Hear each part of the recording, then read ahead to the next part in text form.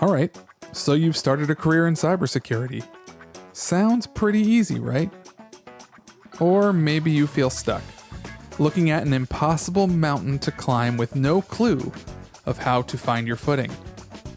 But fortunately, you've stumbled across Scaling the Wall, a podcast that breaks down the cybersecurity journey into manageable steps. I'm your host, Will Brooks.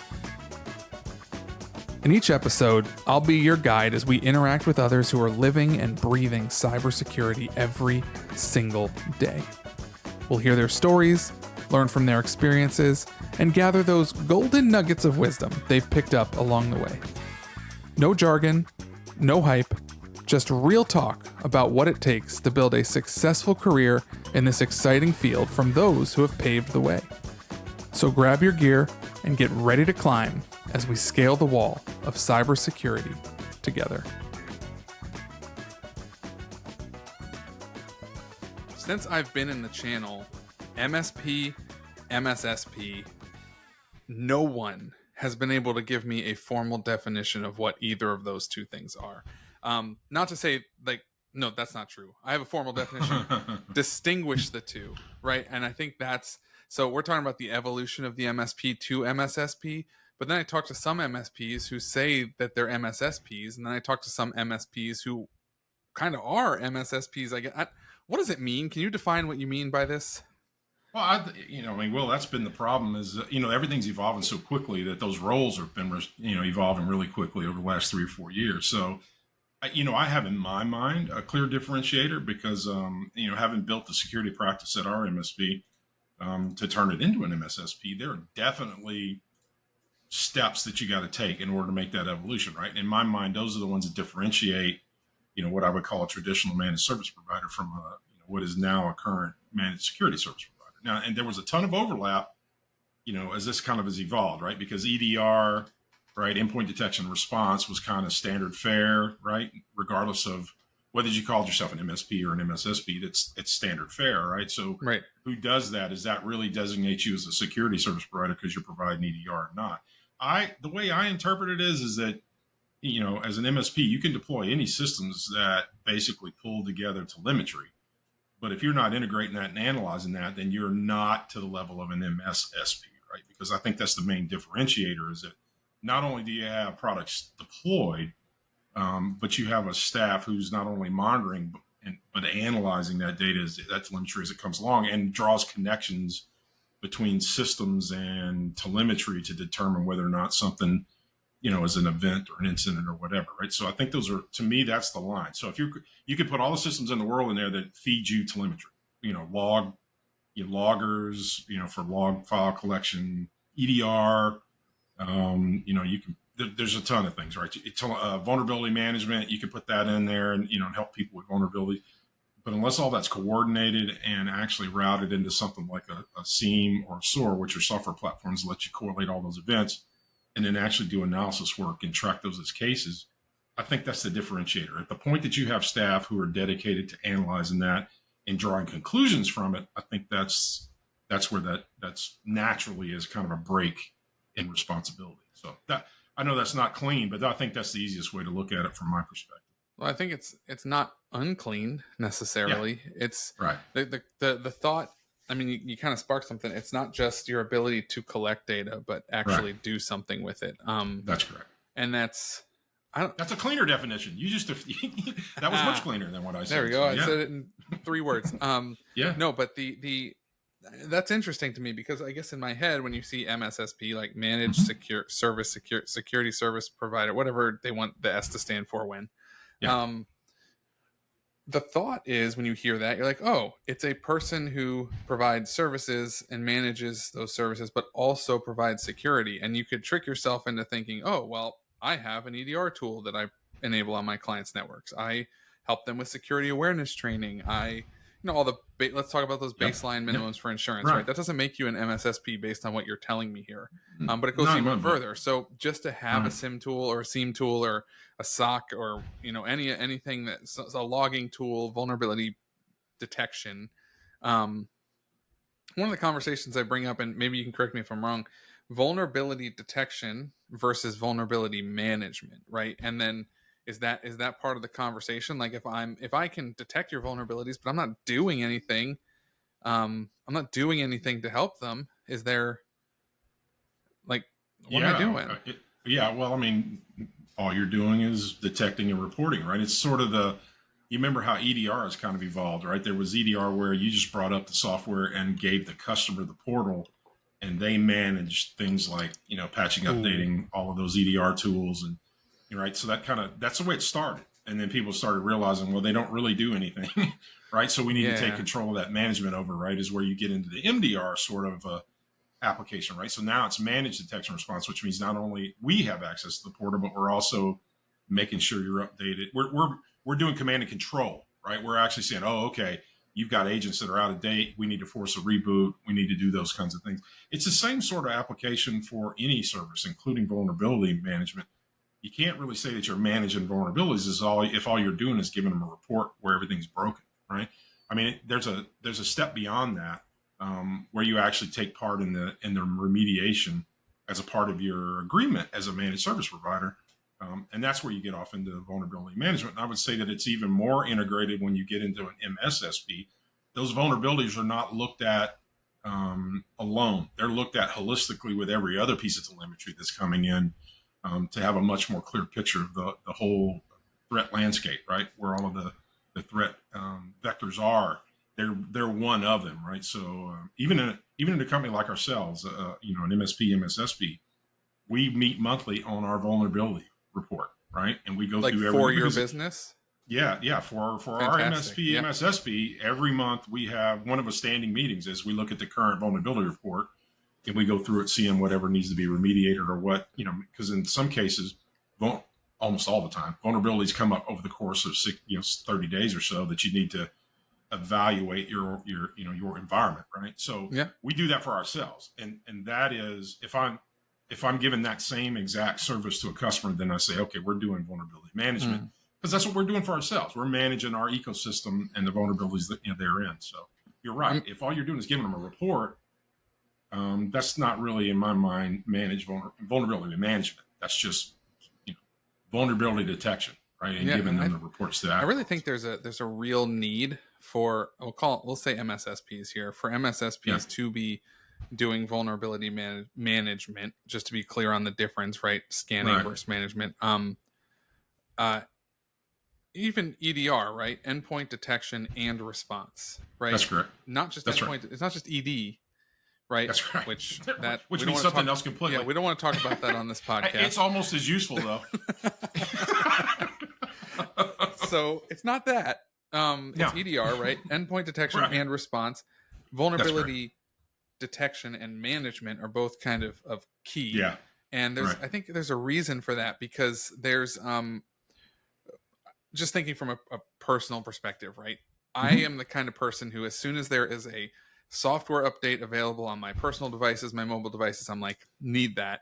Especially when it's a new like operating system update, but when it's just even a security update, because it's so important. But the majority of Yeah, people I know do not do that, and those things just sit there.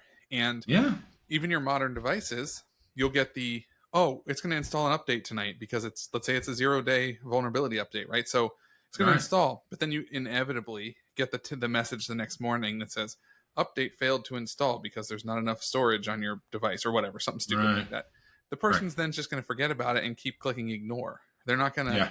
take the time to go do it. So to have someone who is actively engaged Yes. in saying, Correct. we are going to not just detect those vulnerabilities, we're not just going to say this will install tonight, we're actually going to do it, we're going to make it happen. Yeah, and you got to have agreements in place.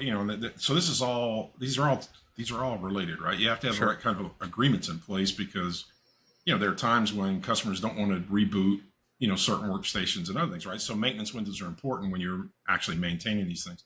So like in our case, our documentation says, look, you have the right to reschedule only one or two times. Mm. And then the responsibility for any event or incident that occurs after that point is on you, right? Because we had to be very clear about that because of the very reason you're talking about. If they can continue to put you off, then what they're doing is saying, hey, we don't feel like that's important enough to stop what we're doing to get done, which is, that's like asking the chickens if they really want a fox in the hen house with them or not, right? And they don't know the difference. So it's one of those deals where you say, well, no, we have to do this because in order for you to have the protection, then we have to do it. And if you're not going to do it, then we're going to overtly make you take responsibility for that and everything that comes after it. Yeah. And you have to do it that way, right? It goes back. You remember a couple of years, well, a year and a half ago or so, everybody was discussing, what's the difference between detection and response and detection and remediation, right? Because response and remediation are two very different things, right? So you have to be very clear about what your responsibilities are as an MSP or an MSSP on that front as well. Because as everybody knows that when you get into these incidents, if it's a real incident and you're involved in remediation, those are like endless buckets of time sometimes that need to be managed to get somebody back up and running, right? I mean, It's like a never ending demand for it. So I think but that's evolved, right? People are at least drawing that distinction saying, well, we have a response, but the response is going to be to notify you and to try and assist you in isolation. But in the end, you're going to need an instant response firm to help you with the remediation part of the equation. And we do that ourselves, by the way. Even though we have a SOC, if it turns into an incident, we get a third party incident response firm engaged in the process so that there's an arm's length. There's an arm's length between what we did and what's actually happening. So a third party can help validate, well, GDS did everything they were supposed to. You know what I mean? They followed the plan. Here's where that really failed. Yeah. Because you don't want the fox guarding the hen house. If I do a remediation, am I covering up stuff that I got wrong or what? Right? I mean, it's important from an ethics standpoint. I think it's an ethical decision that you have to make. Is that remediation involves third parties to help. Oh man, we can go down the ethical conversation. Yeah, that's a whole different. Yeah. I mean, I'm with you though. I mean, I never thought about it that way. But if you're going to be the one who is supposed to protect the system, that's correct. Then you are also the one playing cleanup. Yeah, and auditing. Right. Maybe you want to hide your tracks. Well, you wouldn't do that in any other environment, right? So why would you do it as an MSSP? And by the way, if you're doing what you're supposed to be doing, there's not going to be any harm in having a third party validate. The fact is, it takes risk off of you as an MSSP to have a third party validate that you followed your stuff and you're clean. This is what occurred, right? So even though it seems scary, it's only scary if you're not doing what you're supposed to be doing, right? If you're not following the procedures.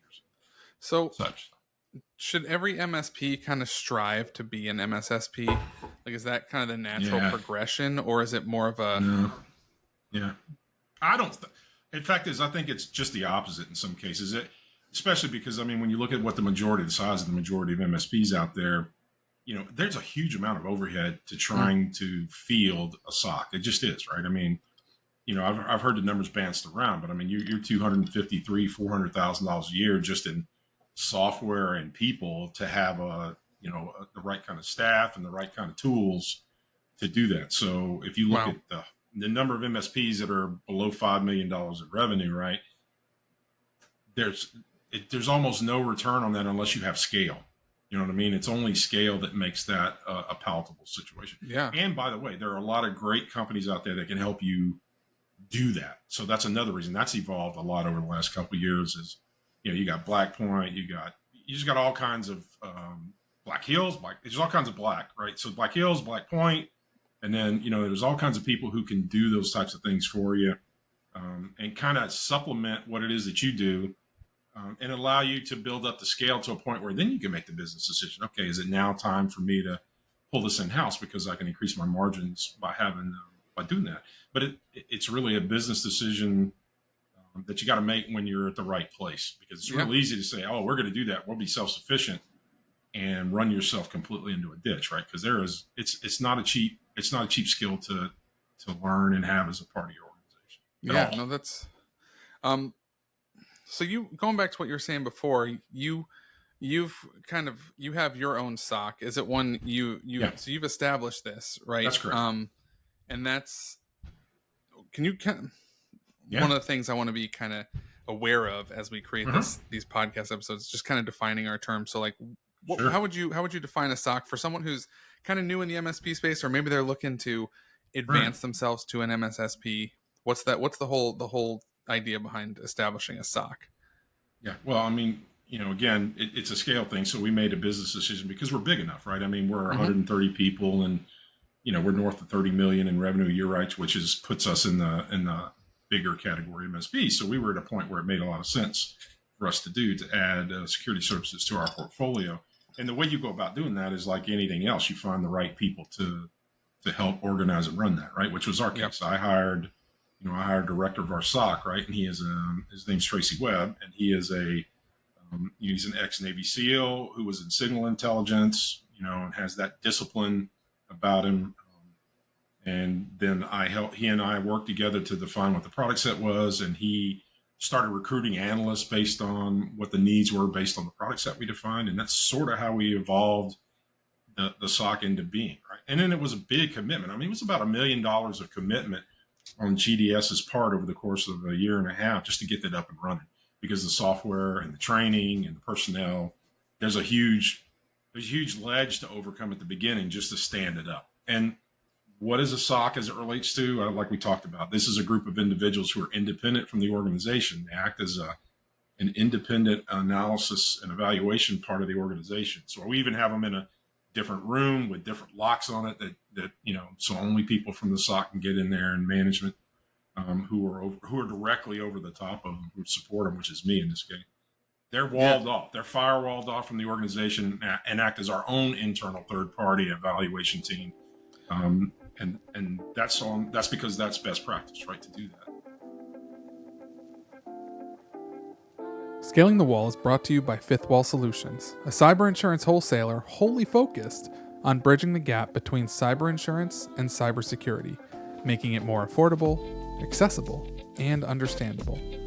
If you're an MSP tired of last-minute insurance apps from your clients, or an agent looking for an easier way to write good coverage, make your way over to FifthWallSolutions.com to learn more about what it means to partner.